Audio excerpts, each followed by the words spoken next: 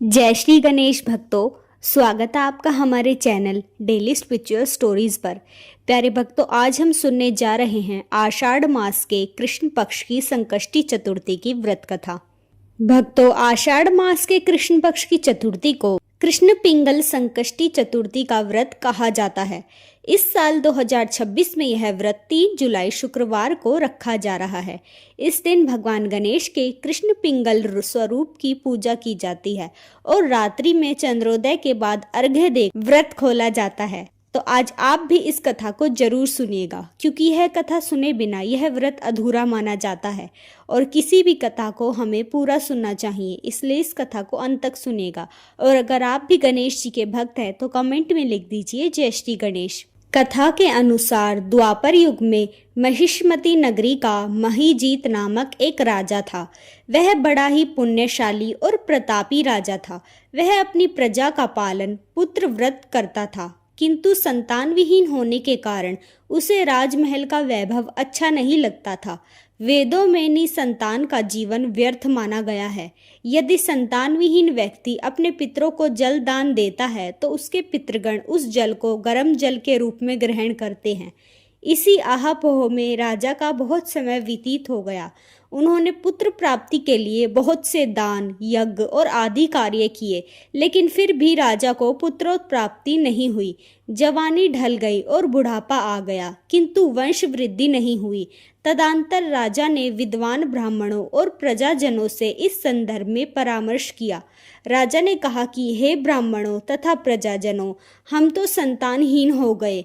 अब मेरी क्या गति होगी? मैंने जीवन में तो किंचित भी पाप कर्म नहीं किया, लेकिन मैंने कभी अत्याचार द्वारा धन संग्रह भी नहीं किया।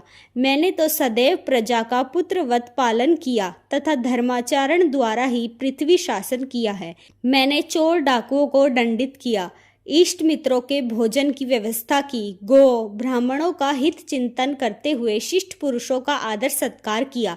फिर भी मुझे अब तक पुत्र न होने का क्या कारण है? विद्वान ब्राह्मणों ने कहा कि हे महाराज, हम लोग वैसा ही प्रयत्न करेंगे जिससे आपके वंश की वृद्धि हो। इस प्रकार कहकर सब लोग युक्ति सोचने लगे। सारी प्रजा राजा के मनोरथ की सिद्धि के लिए ब्राह्मणों के साथ वन में चली गई। वन में उन लोगों को एक श्रेष्ठ मुनि के दर्शन हुए। वे मुनिराज निराहार रहकर तपस्या में लीन थे।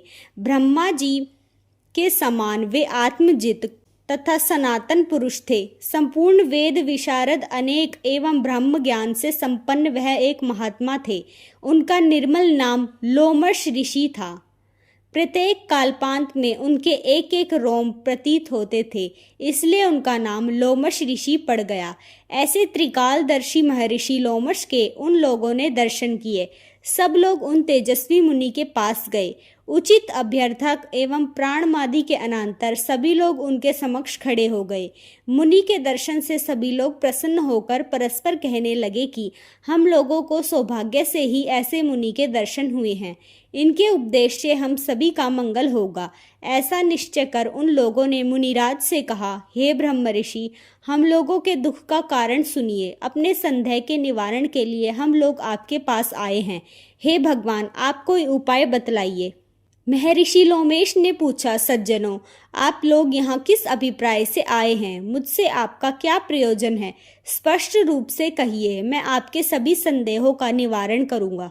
प्रजाजनों ने उत्तर दिया, हे मुनिवर, हम महिष्मती नगरी के निवासी हैं। हमारे राजा का नाम महीजीत है। वह राजा ब्राह्मणों का रक्षक, धर्मात्मा, दानवीर, शूरवीर एवं मधुरभाषी है। उस राजा ने हम लोगों का पालन पोषण किया है, परंतु ऐसे राज को आज तक संतान की प्राप्ति नहीं हुई। हे भगवान, माता पिता तो केवल जन्मदाता ही होते हैं, किंतु राज ही वास्तव में पोषक एवं सर्वाधक होता है। उसी राजा के निमित्त हम लोग ऐसे गहन वन में आए हैं। हे महर्षि, आप कोई ऐसी युक्ति बताइए जिससे राजा को संतान की प्राप्ति हो, क्योंकि ऐसे गुणवान राजा का कोई पुत्र ना हो, यह बड़े ही दुर्भाग्य की बात है। हम लोग परस्पर विचार विमर्श करके इस गंभीर वन में आए हैं। आपके सौभाग्य से ही हम लोगों ने आपके दर्शन किए हैं।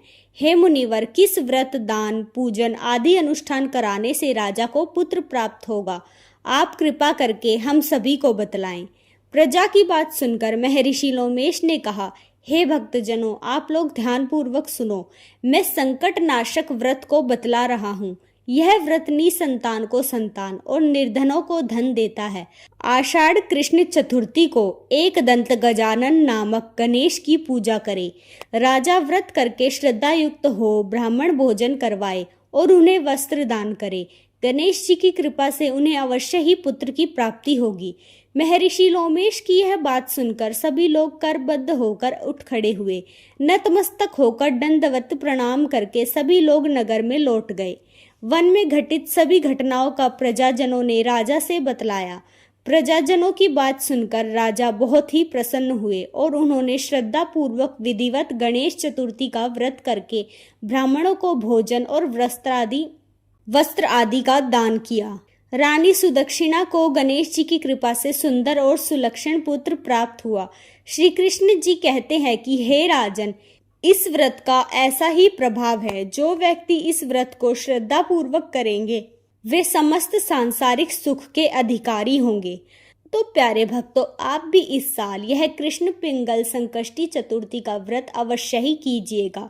यह आषाढ़ मास में पड़ता है तथा इसकी बहुत ही गहन महिमा बताई गई है। प्यारे भक्तों, आपको यह कथा कैसी लगी हमें कमेंट करके ज़रूर बताएं और अगर पसंद आई हो तो इसे लाइक करें और शेयर करें। मिलते हैं अगली एक और ऐसी ही दिव्य कथा में। तब तक के लिए धन्यवाद। जय श्री गणेश।